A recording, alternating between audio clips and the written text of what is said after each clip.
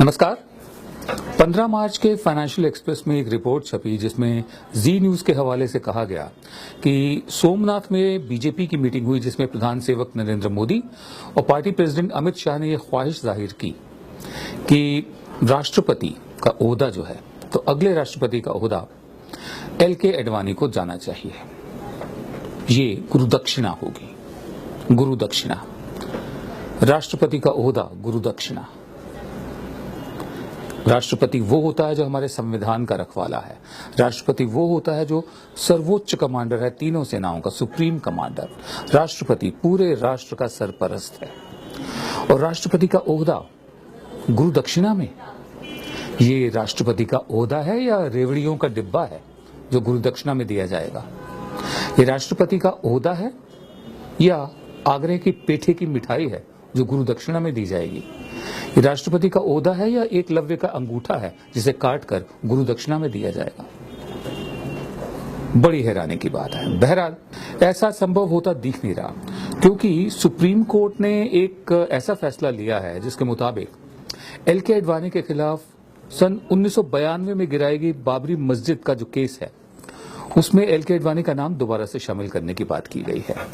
उस वक्त क्या हुआ था कि LK एडवाणी, मुरली मनोहर जोशी, उमा भारती, अशोक सिंघल, इन चारों के खिलाफ सेक्शन 147 माने राइटिंग, दंगा करना, सेक्शन 149 यानी अपराध करना, कमिटिंग ए क्राइम, 153A और 153B स्प्रेडिंग कम्युनल फ्रेंजी, फिरका परस्ती का जहर फैलाना, और 505 क्रिएटिंग इल विल, दुर्भावना पैदा करना लोगों में।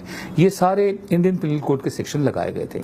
इसमें से LK एडवाणी, मुरली मनोहर जोशी, उमा भारती का नाम निकाल दिया गया था, बाकी नाम रखे गए थे। बाकी नामों में हैं साध्वी रितंबरा, गिरिराज किशोर, विष्णु हरि डालमिया और विनय कटियार, इन तमाम लोगों के नाम हैं। लेकिन सुप्रीम कोर्ट ने एक फैसला किया कि नहीं, एडवाणी का नाम जो है उसे निकाला नहीं जा सकता। अब अगर चार्जेस हैं तो राष्ट्रपति का ओहदा कैसे गुरुदक्षिणा में दिया जा सकता है, कैसे? उधर सुप्रीम कोर्ट ने कहा है कि जो बाबरी मस्जिद का मामला है, राम जन्मभूमि बाबरी मस्जिद का जो मामला है, इसको दोनों पार्टियां आपस में बैठकर तय करें, आउट ऑफ कोर्ट सेटलमेंट करें। सरकार शायद इसी के इंतजार में थी। फौरन एक मंत्री का वक्तव्य आया कि सरकार को बहुत खुशी होगी अगर वो मध्यस्थ की भूमिका निभा सके। उच्चतम न्यायालय का यह सुझाव अभी के समय में थोड़ा अटपटा इसलिए है कि दोनों पक्ष समान नहीं हैं। यह कहा जा रहा है कि मिल बैठकर बात कर लें। एक तो पक्ष सिर्फ दो नहीं है, पक्ष कई हैं, इसलिए कौन बात करने को तैयार होगा कौन नहीं, दोनों की सहमति चाहिए। दूसरे, समानता इसलिए नहीं है कि इस वक्त केंद्र में और राज्य में सरकार उनकी है जिन्होंने उसी जगह पर मंदिर बनाने का अभियान चलाया हुआ है। इसका मतलब यह है कि मुस्लिम पक्ष पर, अगर हम सुविधा के लिए हिंदू पक्ष और मुस्लिम पक्ष कहें, तो मुसलमान पक्ष पर एक जबरदस्त दबाव इस वक्त राज्य की उस ताकत का है जो जबरदस्ती की ताकत है, उसका जबरदस्त दबाव है। इसलिए समझौते की बातचीत बिना किसी दबाव के नहीं हो रही है। तीसरे कि अगर उच्चतम न्यायालय का कोई व्यक्ति, कोई प्रतिनिधि उसमें बैठ गया तो फिर एक दबाव में मुस्लिम पक्ष रहेगा क्योंकि वो पहले से ही कमजोर पक्ष है और उस पर समझौता करने का दबाव बहुत ज्यादा रहेगा, और अगर वो समझौता करने को तैयार नहीं होगा तो सार्वजनिक छवि उसकी बिगड़ेगी। तो ये कुल मिलाकर ये पूरा सुझाव ही मुस्लिम पक्ष के खिलाफ जाता है और समझौते की किसी भी स्थिति की असंभाव्यता को नजर में नहीं रखता है। यह बात ध्यान में रखना बहुत ही आवश्यक है।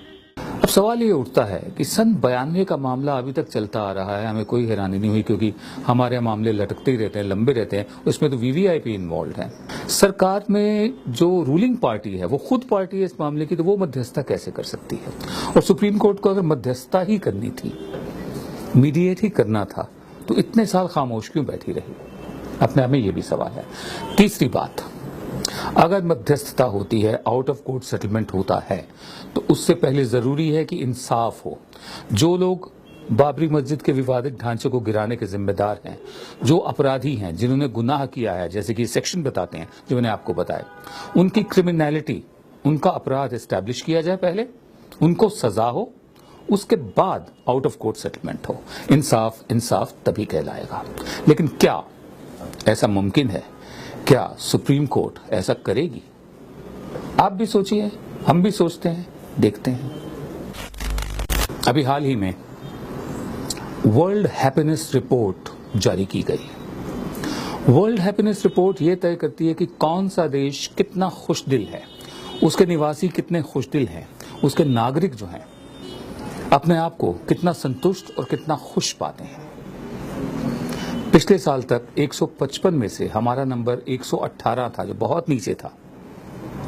इस साल वो और भी नीचे हो गया है, 122 हो गया है। अब ये कैसे तय किया जाता है कि देश की खुशदिली या नागरिक की खुशदिली के आधार क्या हो, पैरामीटर्स क्या हो, बिंदु क्या हो? कुल मिलाकर जो बताए गए हैं वो ये 6 फैक्टर्स बताए गए हैं। एक तो ये है कि इनकम, आमदनी की गारंटी हो, अच्छी आमदनी हो, ठीक आमदनी हो, तो एक तो वो खुशी का आधार बनता है। समझ में आती है बात। दूसरा है हेल्थी लाइफ एक्सपेक्टेंसी, एक सेहतमंद जिंदगी की उम्मीद। ये भी अपने आप में बहुत रीजनेबल बात है, कोई बहुत ज्यादा तो नहीं मांगा जा रहा। लेकिन हमारे अस्पतालों की हालत देखिए, सरकारी जो पूरा तंत्र है हमारा सेहत का, उसकी हालत देखिए, वो यकीनन खुशी नहीं देता। बिल्कुल वैसे ही जैसे इनकम को लेकर नौकरियां नहीं बनाई गई हैं, नई नौकरियां क्रिएट नहीं हो रही हैं, बेरोजगारों की एक बहुत बड़ी फौज हमारे यहाँ तैयार हो रही है, जो अपने आप में चिंता का विषय है। तो इनकम और एक लंबी उम्र की उम्मीद, लंबी सेहतमंद उम्र की उम्मीद, दोनों पैरामीटर्स पर हम 122वें नंबर पर हैं 155 में से। आगे बढ़ते हैं। Having someone to count in times of trouble, एक ऐसा सपोर्ट सिस्टम हो, सरकारी सपोर्ट सिस्टम हो कि अगर कोई मुसीबत आ गई है या कोई संकट है तो वो सिस्टम आपकी मदद करे। जैसे बहुत से विकासशील देशों में है, विकसित देशों में भी है कि वो सिस्टम मदद करता है। हमारे यहाँ ऐसा नहीं है। हमारे यहाँ तो सरकारी दफ्तर में भी अगर आप चले जाएं तो आपको हिकारत की निगाह से देखा जाता है। पुलिस नागरिक को शुरू से क्रिमिनल मानकर चलती है कि जरूर इसने कुछ ना कुछ गलत किया होगा। तो हम निर्भर रह पाए, हम डिपेंड कर पाए कि हाँ, हमारे यहाँ एक ऐसा सिस्टम है जो सिटीजन फ्रेंडली है, जो नागरिक की बेहतरी चाहता है, वो हमारे यहाँ नहीं दिखता। तीसरा पैरामीटर ये है हैप्पीनेस का, खुशी का, खुशदिली का। चौथा है जेनरोसिटी, पांचवा है फ्रीडम और छठा है ट्रस्ट। जेनरोसिटी माने फराख दिली। मुझे याद है किसी जमाने में जब श्रीमती इंदिरा गांधी होती थी प्रधानमंत्री, तो दूध की बोतल के लिए 2-2 घंटे 3-3 घंटे इंतजार करना पड़ता था। टेलीफोन के लिए 5 साल 6 साल 7 साल इंतजार करना पड़ता था। OYT, that is own your telephone, non OYT category, ठीक है। स्कूटर के लिए, 2 व्हीलर के लिए 5-5 6-6 साल इंतजार कीजिए। कार के लिए, कार तो खैर बहुत कम लोगों के पास होती थी, मैंने स्केर्सिटी, अभाव जो था, ऐसा लगता था जैसे सरकार की अघोषित नीति है। Tacitly understood instrument of state policy, scarcity. तो ये जो है जेनरोसिटी, इस वक्त ठीक है, बाजारवाद चल रहा है, लेकिन आमदनियां ना होने की वजह से या कम होने की वजह से वो जेनरोसिटी, वो फराक दिली दिखती नहीं है कहीं पर भी, बल्कि अभाव ही दिखता है। अभाव, आधे अधूरे, एक नाटक था मोहन राकेश का लिखा हुआ है, अभी भी आधे अधूरे लोग जी रहे हैं जिंदगी। फ्रीडम एंड ट्रस्ट, अब हम कितने आजाद हैं और हम कितना विश्वास करें औरों पर, और कितना हम पर विश्वास करें। कुल मिलाकर सिर्फ जिंदा रहने की जद्दोजहद में ही लोगों की जिंदगी बीत रही है। किस तरह 2 से 2 मिलाकर उसको 22 बनाया जाए और जिंदगी आगे जी जाए। तो ये सारे पैरामीटर्स मैं एक बार फिर दोहराता हूं। इनकम यानी आमदनी, हेल्थी लाइफ एक्सपेक्टेंसी यानी एक सेहतमंद उम्र की उम्मीद, और एक ऐसा सपोर्ट सिस्टम जो मुसीबत के वक्त काम आ सके, जिस पर निर्भर किया जा सके।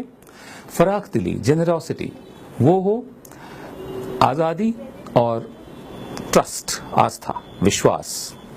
इन सारे पैरामीटर्स पर हम पाकिस्तान से भी पीछे हैं, इथियोपिया से भी पीछे हैं, सोमालिया से भी पीछे हैं।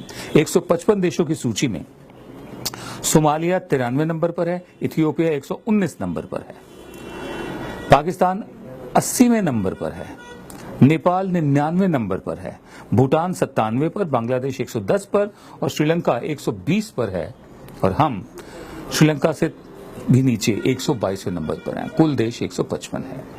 हम खुश दिल कैसे बनेंगे? जिस दिन हमारे माहौल से फिरका परस्ती का जहर जाएगा, जिस दिन इनसिक्योरिटीज, असुरक्षा की भावनाएं जाएंगी, हम भी खुश होना जानते हैं, खुश रहना भी जानते हैं, लेकिन फिलहाल हालात मुकाबिल नहीं है, यही ये रिपोर्ट कहती है।